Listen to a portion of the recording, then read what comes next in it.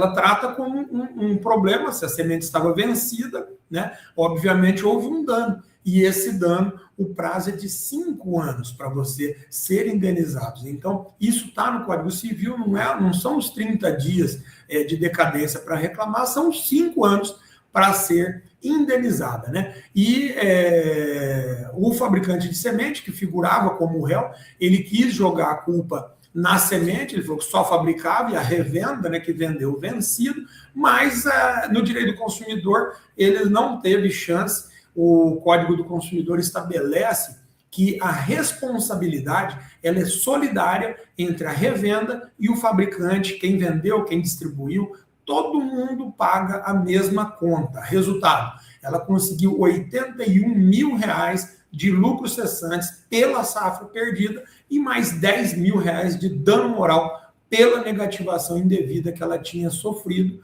né? E tanto o fabricante como a revenda vão ser obrigados a pagar esse prejuízo. Agora, me diz, o que esse caso deixa de lição aí na sua fazenda? O que você tem que fazer agora? Se você estiver aí na fazenda, já faça agora. Se não, na primeira oportunidade, já faça. Né? É sempre tirar a lição desse caso que a gente está apresentando aqui. E a lição é, primeiro, você tem que guardar a nota fiscal de todo o insumo, de toda a semente, defensivo, fertilizante, vacina, tudo, em papel ou digital. Você pode guardar o arquivo, né, que vem do e-mail, né? E o segundo ponto que a gente orienta, né, você tirar uma foto do saco, né, na data da validade, o saco da semente, antes de abrir. E se der errado na lavoura, o grande importante, né, é chamar um engenheiro agrônomo para que ele faça um laudo técnico, né, se possível, porque isso vai ser a prova mais contundente de um fato, né, que é a não germinação daquele produto, e acompanhado da nota fiscal, acompanhado da imagem do saco ali, você tem esse direito. E uma quarta dica também, que ninguém vai te contar, é que se for vício, você tem 30 dias para fazer uma reclamação administrativa por escrito ali, interrompe o prazo. Né? Então você manda um e-mail, manda um WhatsApp, uma carta, né, com AR para revenda, pedindo aquela troca. Né? Normalmente você vai ligar antes. Se eles não te derem bola, você manda um comunicado por escrito, registra isso via WhatsApp mesmo, né? É um servidor de mensagem, você vai deixar isso. Então, isso congela o prazo aí para a empresa reclamar, para a empresa responder, e ela respondendo de forma negativa, você já tem aí a chance de procurar justiça. E o quinto, se for um fato, né, você tiver uma perda de safra, um prejuízo financeiro, você tem 5 anos para entrar com a ação, mas 5 anos não é para ficar esperando, gente, é para você ter tempo de juntar a prova certa, beleza? Então, se você viveu situação parecida com semente, com defensivo, com fertilizante de baixa qualidade, por exemplo, não engula esse prejuízo. Procura orientação jurídica para que se faça um diagnóstico do seu caso. Cada lavoura tem seus fatos, mas a regra do tribunal, né, a regra que o tribunal seguiu é o direito do produtor rural, enquanto consumidor, ser indenizado pelo fato dele perder uma safra, beleza? É isso aí que a gente tira de lição desse primeiro julgado, dessa primeira notícia quentíssima que a gente traz para vocês aqui no Direito na Lida. Beleza? Um abraço para a Dona Maria, foi uma vitória muito importante, um bom advogado do agronegócio com certeza atuou para poder respaldar o direito dessa produtora rural. Bom, a segunda decisão dessa semana que eu separei aqui para comentar foi uma do Tribunal de Justiça, também julgado fresquinho, do dia 22 de maio, da sexta da semana passada, que a gente estava aqui no Direito na Lida falando de recuperação judicial com o Marcelo Andreatta. Aliás, meu irmão Marcelo, muito obrigado, um grande abraço, viu? Foi muito bom, o pessoal gostou demais, tem mandado elogio, então você é um mestre. Muito obrigado, Marcelo. Só lembrando isso aí, né, que foi semana passada. Bom, então essa segunda notícia que vem lá do Tribunal de Justiça do Paraná, a Dona Maria e o seu Antônio, um casal de agricultor no Paraná, tem duas áreas, eles têm duas áreas contíguas que fala, né? Uma junta da outra, né? Colada na outra. E produzem leite lá há décadas, né? Toda a família trabalhando ali, uma agricultura realmente, uma agropecuária familiar. E uma cooperativa de crédito, ela penhorou esses 2 imóveis e já ia levar a leilão. Mas o casal, ele se levantou, buscou ajuda, né, e falou, espera, a nossa propriedade é pequena. Somando as duas, dá menos de 4 módulos fiscais, ou seja, ela é propriedade familiar e não pode ser penhorada.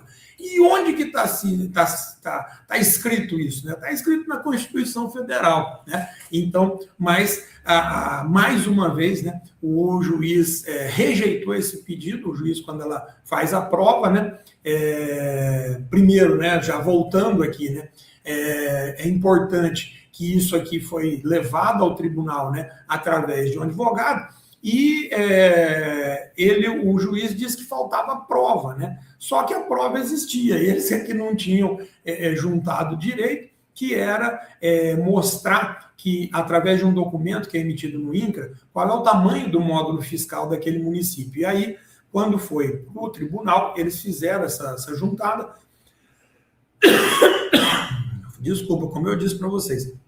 E aí, o relator desembargador Luiz Henrique de Miranda somou as duas áreas, né, dava 43,94 hectares, e isso equivalia a 2,19 módulos fiscais, ou seja, muito abaixo, né, dos 4 módulos. E por que essa é a questão de módulo? Né? Então, só para você entender, porque sempre a proposta nossa aqui trazer, né, para o direito na lida, explicar para você sem juridiquês. Então, vamos lá. O que é módulo fiscal?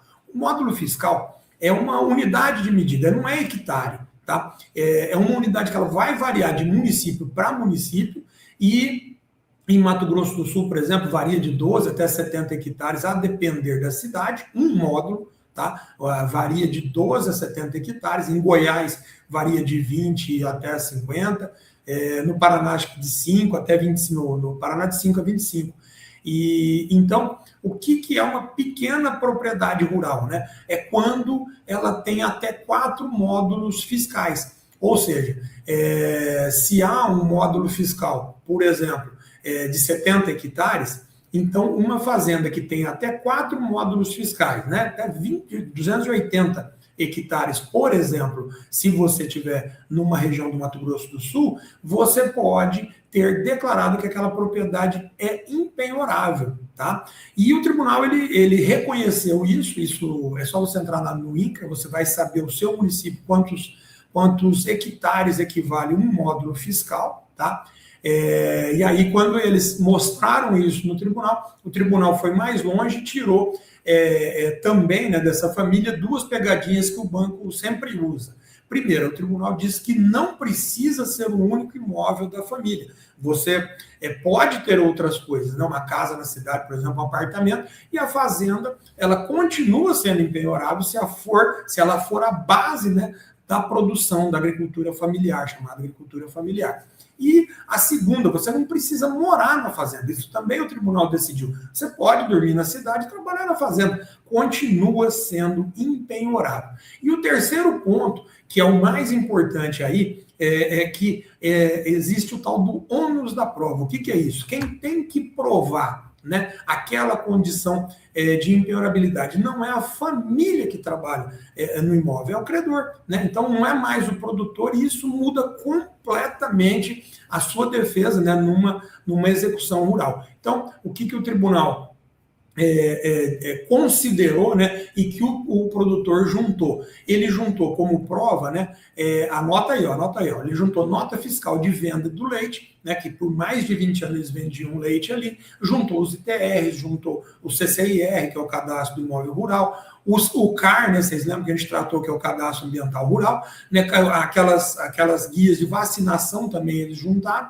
e contrato de financiamento do Pronaf, que é de agricultura familiar. Ele só é concedido para quem se enquadra na agricultura familiar, além de um contrato de comodato, né, com o familiar, com o proprietário. Então, você veja a importância de saber o seu direito. Por quê? A dívida existiu. Realmente eles tinham uma dívida com aquela cooperativa. E o que eles tinham para pagar seria a propriedade. Só que eles tiveram problemas e aí não conseguiram honrar aquele pagamento. Talvez pudessem ter pedido alongamento desse pagamento antes, né? Mas, enfim, não pediram e houve execução. O que o tribunal reconhece? A dívida continua existindo, tá? A dívida continua existindo. Porém, não pode se penhorar aquele imóvel considerado familiar, né, de agricultura familiar, porque é a fonte de renda da pessoa. Então, a Constituição Federal, ela garante essa impenhorabilidade. Tem um macetinho aí bem importante também, né, que a gente já usou, não vou citar o nome do produtor, mas o produtor aqui do Mato Grosso do Sul, que para fins de impenhorabilidade, né, daquela propriedade, ela não responder por uma dívida, a gente usou não só a medida de 4 módulos fiscais, como também a questão das APPs, né? Descontar a APP, descontar a reserva legal nessa conta, e o que sobra ainda 4 módulos fiscais empenhoráveis. Por quê? A APP é uma obrigação legal, né? Você tem que proteger porque é uma área de preservação permanente. Reserva legal também. O utilizável da fazenda, 4 módulos. Então, no nosso caso, né, usamos 4 módulos, usamos a reserva legal e a APP para caracterizar a propriedade como impenhorável. Então, não se trata, né, obviamente, de prometer resultado, mas nós, como advogados do agronegócio, a gente é especializado nesse tipo de defesa, a gente vê isso acontecer o tempo todo, e por isso que a gente tem essas saídas, né, que o produtor pode se utilizar, são direitos, né, que o produtor tem e que ele vai exercer.